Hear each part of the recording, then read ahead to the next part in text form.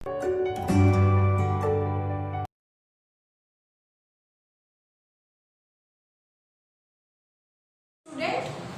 today we will start your new physics chapter. This is chapter first, your first physics chapter, but chapter number 13 of your NCERT book. It's a class 7 chapter. Okay, the name of the chapter is motion and time.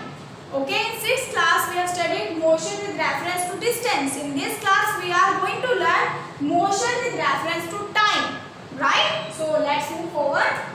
So if an object keep on changing its position with respect to time, that object is known to be showing motion. That object is in motion, right? It is said to be moving or in motion. Motion can be of different types. We have studied the types of motion in your previous class, right? Rotational, rectilinear, circular, periodic motion, all these we have studied. So linear or a straight line in which the object travel in a straight line is known as rectilinear motion. Circular, in which object travel along the circular path, right? And curvilinear motion, in which object revolve around a curve. Difference between curve and curvilinear motion, circular and curvilinear motion is, in circular motion object is moving in a circle. In curvilinear motion object is moving in a curve, right? We are aware of all these terms, right? Because all these things were in your class 6 also. An object that is not changing its position from one point to another is said to be in rest. Even I am speaking, but if I am not moving from one place to another, I am in the position of rest according to the physics definition, right? You know that I am not in rest position otherwise, but according to definition of your physics, the object need to move from one point to another point, then only it is said to be in motion, right? Next is motion is based on frame of reference. This is the building block thing. You should know that motion is always in the frame of reference. Okay, one thing is moving when you are seeing from your point of view, but that thing might not be moving when seeing from other point of view. But I am saying, suppose you are traveling in a train, right? So according to you, you are sitting in the train, you are not moving. Train is moving. When you see the object through your window, you will say the things are going for that backwardly. Things are moving. You are not moving according to you, according to your reference. Now suppose another person is seeing you from outside. He will say you are moving along with the train. He will say you are moving from, because you are moving, according to him, you are moving from one place to another. But for you, you are not moving. Both are correct. Both are correct according to the reference. So motion or any of the measurement in the physics are according to frame of reference, according to the person who is taking that measurement, who is seeing you. For example, for me, you are static now. You are not moving, right? And for you, I am not moving right now. But because if I move from here to there, if you see me, I am moving from here to there, then I am in motion. But you are still static for me, right? So it is depending on person to person. Okay, from where you are seeing me. For one person, the other thing might be in rest position, but for other person it might be in motion. So it's all about the reference, the point of reference, the frame of reference, right? When the person standing outside the bus is considered as reference, the bus in motion. Suppose person is standing and bus is moving, so that for that person, if that person is the reference, the bus is in motion. When the person sitting inside the bus is considered as a reference, the bus appear to be stationary. When again, if the person is sitting inside the bus, he will say bus is stationary, bus is not moving, right? So it's all about the reference. Next is object is said to be at rest if the object does not change its position with the time. We know that example, a person standing on a ground, he is not moving, then we can say that the person is in rest. Next is slow and fast motion. Let's divide the motion into two categories. You know that what fast motion is, you know that what motion is, right? So if one object covers a particular distance in less time, then we can say that when we compare it to another that object, this also need reference. Fast and slow motion are according to the reference. Suppose two persons are running, one person will reach that in short time, other person will take long time. Then we can say that first person is fast than other person. But now imagine third person who is taking less time even than this first person. Then that person will that be the fastest. So it's all about the reference again. Okay. So distance in less time and another object cover the same distance in more time, right? Again slow motion, same thing. The first object is said to be moving slowly while the second object is said to be moving faster. All about the reference point, okay? Now next is the speed of object. The distance traveled by object in unit time. Distance by time gives us the speed. Okay? It can be categorized into three categories. Very first is uniform speed. So when the object travels in a fixed distance in the same time gap, it is said to be uniform motion.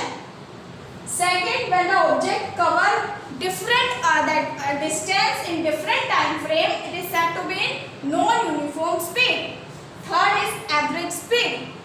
Total speed by total time taken is known as average speed, because person will change the speed. We are living in a real world. The person will change the speed. If you are moving in a car, you have to stop, you have to move fast, you have to move slow. All these are different speed. And when we add up all this speed, it will give us the average speed. Okay. Now, measuring time. There are many events in nature that repeat after fixed interval of time. For example, morning, rising of the sun. Day and night, the time between sunrise and the sunset. Month, the time between two new moons, right? Year, the time the earth takes to complete one revolution around the sun. All these are based on different reference of time, right? All the major events are depend upon the time only. So time is very important aspect of motion, right? Now, time measuring devices of the clock. Clock use the concept of periodic motion. You know that what periodic motion is? When the motion repeats itself after a fixed interval of time, that is periodic motion. And this motion is used by clocks, okay, to measure the time. It means it uses motion that repeats itself in an equal amount of time. There are different type of measuring devices. Some which we have used in ancient times. Some of them we are still using. Very first is sundial. It uses the position of sun to detect the time. Second is water clock. Again, as the name suggests, it uses the water to measure the time, right? Then pendulum clock, which we use nowadays also, it uses pendulum to measure the time, right? Then your sand clock or hourglass, it measures the sand to measure the time. Then this is your clock which you are using nowadays, quartz clock. It gives the accurate result as compared to other, okay? It has an electric circuit device attached to it that works with the help of cell. It provides the accurate time. Okay, it provides the accurate time. It uses the electric circuit. Now we are using this term periodic motion, so we have to study this periodic motion in detail. So periodic motion of a simple pendulum. Before studying the pendulum, we need to know few terms related to pendulum. First thing is the string, right? This thread of the string, long thread, and along with long thread a bob is attached. Bob is a metal ball attached to the string, and these two components makes your pendulum. String and the bob. This is your pendulum. It is attached to the rigid support, which allow the free movement, right? Now, simple pendulum contain bob. It is a metallic ball or a stone which is suspended from the rigid stand, which we have discussed with the help of a thread. Now, oscillatory motion. What is this oscillatory motion? The to and fro motion of a pendulum is called as oscillatory motion. The bob of the pendulum does move from the center Okay, the bow of the pendulum is the mean position or the central position. It moves from one extreme position to second extreme position, and it will repeat this motion after a fixed interval of time, and this type of motion is oscillatory motion. Right? Now what is this oscillation? When the bow moves from center mean position to the extreme ends, that is oscillation. It is oscillating. Okay, it completes one oscillation. When it is moving from this extreme position to this extreme position, then it is a oscillation. Okay, time period of a pendulum. The time taken by the pendulum to complete one oscillation is known as time period. Suppose this pendulum will take 1 second to complete from C again back to the C. Oscillation, we can say the time period is 1 second. Right? Now unit to measure the time and the speed. To measure the time, the unit we use are seconds, which is the SI unit, also minutes and hours. Okay? To measure the speed, which is distance by time, we use this kind of units. Most popular is kilometer per hour, which we use for the larger speed, measuring larger speed, and meter per second for smaller. This is SI unit of speed, meter per second, and other are meter per minute. Okay? Now you should know how to convert, because we are using these two units in our calculation. So you should know a short trick to convert meter per second into kilometer per hour and kilometer per hour into meter per second. So trick is to convert kilometer per hour into meter per second, you just have to divide it by 3.6. You can calculate it by this formula. It will give you the answer 3.6. To convert kilometer per hour into meter per second, just divide it by 3.6.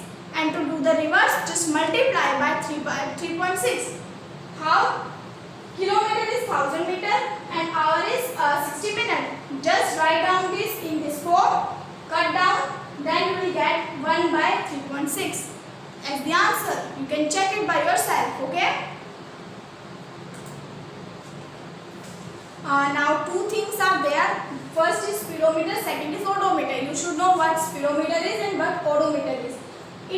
Speedometer is a device which is used in a vehicle such as car, truck, which measure the speed in kilometer per hour. It is a device used in all the vehicles to measure the speed. It measures the speed in kilometer per hour. Okay, this that thing is a speedometer. It will give measurement of speed. Now next is odometer. It's a device which measures the distance traveled by the vehicle in minutes, in meter or in kilometer. It will give the result in kilometer or meter. It will somewhere here. This is odometer. This is speedometer. Right? So now distance time graph. This is the last leg of the chapter. In this we will discuss about distance time graph. Okay? Now for making the distance time graph, you have to mark two axes. X-axis and Y-axis, and you have to divide them in equal quantities. For example, this is a graph paper. Just mark one that perpendicular axis and one horizontal axis. The horizontal line is X-axis and your the perpendicular or vertical axis is Y-axis. You have to mark this in the first step of your graph making. Okay. Second is choose one scale to represent the distance. Okay. For example, x-axis as a distance or y-axis as a distance, and other to represent the time. Because we are making distance time graph, you have to choose one axis for time and one for distance. You can reverse also, but it is better to mark distance on your time on x-axis and distance on y-axis. It's better. Okay, and choose your scale. For example, you can choose 1 unit as 1 meter, 1 unit as 1 kilometer. In the same way, 1 unit as 1 second or 1 unit as 1 minute. You can choose it by your own. Okay. Next is mark the values of time and distance in the graph. You have to mark all the values which are given in your raw data. Right? Mark all the values.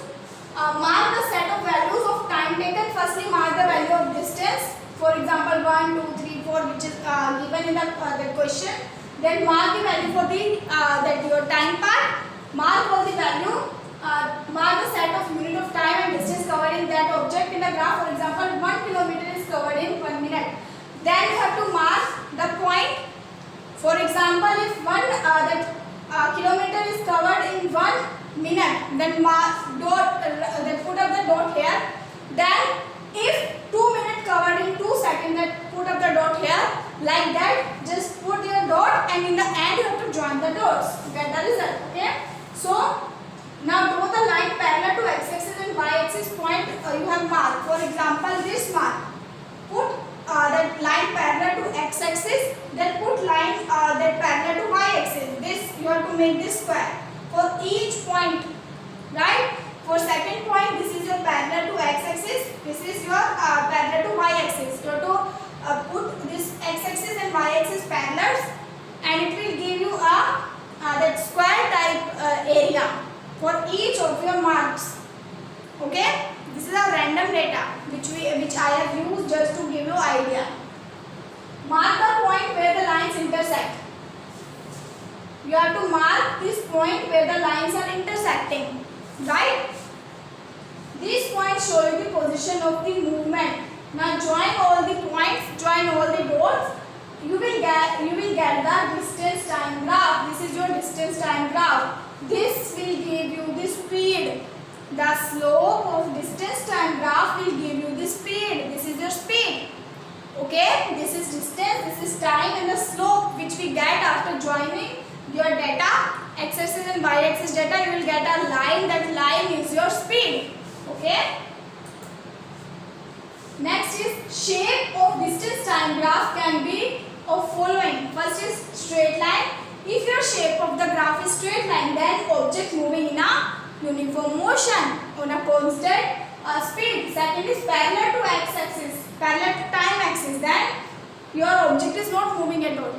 The distance is same. That means it's not moving from one place to another. And according to physics, if the object is not moving from A point to B point, then that object is stationary. Third is curved shape. The object has a non-uniform speed. If it shows a curved shape, it is not moving in a uniform speed. So this is a graph of which carry example of each. This is your constant or a uniform speed. This is your non-uniform speed. This is a stationary speed. I mean not speed at all, right? To find speed of distance time graph. How will you find the speed of distance time graph? I have given you the idea that the slope of the graph will show the speed. So speed is distance by time. Final position of what is distance? Final position minus initial position of an object, right, by total time taken. So speed of the distance time graph is calculated by the slope which we have discussed. Slope, okay? Steeper the slope of the graph, the more is the speed. Steeper the slope, more will be the speed. For example, in this graph, the below object has a steeper slope. This means the object A has that moving at the highest that speed than the B object. Slope of B is steeper than A. That's why A have high speed than this. Okay, right? So the steeper the slope, and this means the object A is moving with a higher speed than the B, which is very clear from this diagram also. Next is your NCERT questions. Very first is classify the following motion along with a straight line, circular line or oscillatory motion. You have to write down which kind of motion is there. So very first is motion of your hand while running. You are using this kind of motion which is oscillatory motion. Okay. Motion of a horse pulling a cart on a straight road, rectilinear, or a motion along a straight line, right? Motion of child on a merry-go-round, that is a circular motion. Okay? Motion of a child on a seesaw, this type of motion is your oscillatory motion, periodic motion. Motion of a hammer on an electric bell, that is again oscillatory motion, repeating itself after a fixed interval of time. Motion of a train on a straight bridge, motion along a straight line, that is rectilinear motion. Okay? Which of the following are not correct? You have given some that points. You have to tell which points are not correct. So basic unit of time is the second, which is true. Second is every object may move with a constant speed. Incorrect. Everything Distance between two cities are measured in kilometer. Correct. Time period of a given pendulum is constant. No, it can vary. Speed of a train is expressed in meter per hour. No, kilometer per hour is the correct measurement. Okay. Next is simple pendulum takes 32 seconds to complete 20 oscillation. What is the time period of the pendulum? So number of oscillation 20. Total time taken to complete is 32 seconds. So your formula is total time taken by number of oscillation. 32 by 20. Answer would be 1.6 seconds. Okay, very easy question. Second is distance between two stations is 240 km. Train takes 4 hours to cover this distance. What is the speed? So a formula of speed is distance by time. Distance is 240 and your time is 4. So just divide those two and your answer would be 60 km per hour. Okay. Next is odometer of a car read 573 to 1.0 km. When the clock shows the time 8:30 a.m. What is the distance moved by the car? Okay, odometer and speedometer. I hope you are aware of these things we have just discussed. If at 8:50 a.m. the odometer reading has changed to 57336.0 km, calculate the speed in kilometer per minute during the time and express in kilometer per hour also. For that you need to know the conversions, right? So initial reading is this 57321, final reading is 57336. Okay, so distance will be the final reading minus initial, that is the difference of these two. It is 15 km, right? Starting time of the car is 8:30 and it stop at 8:50. So your time is 20 minutes. Now you have time and the distance. Just calculate. So the formula is distance by time. Just put up all the things and you will get the result. So your answer in kilometer per minute is 0.75. Okay. Then you have to convert it. When you convert it, you will get 45 km per hour.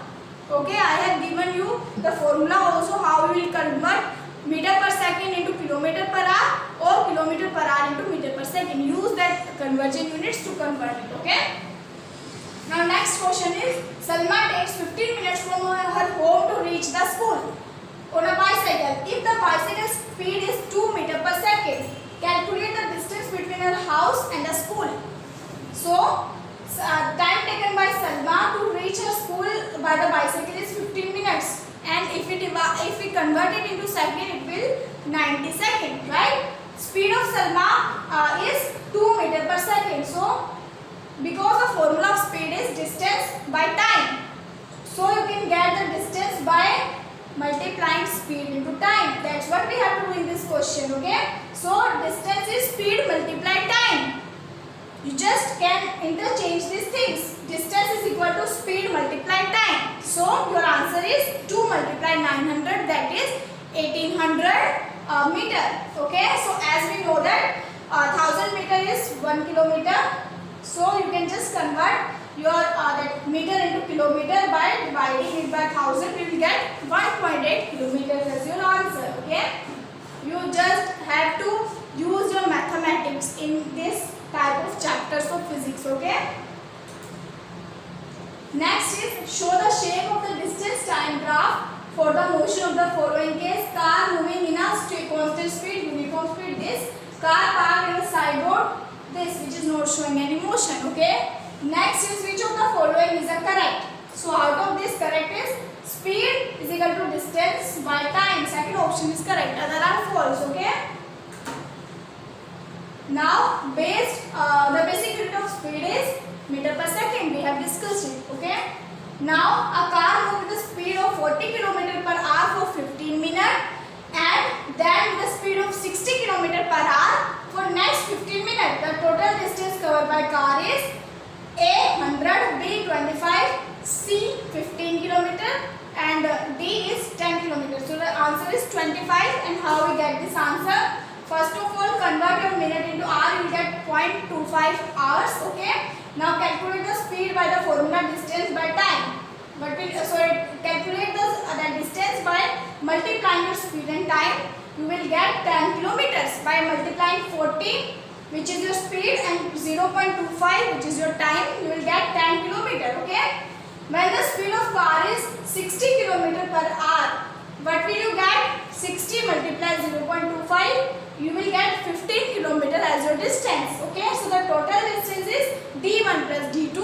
Your answer would be 10 plus 15, 25 kilometers. Okay. You have to calculate the separate distances, then add up the two distance.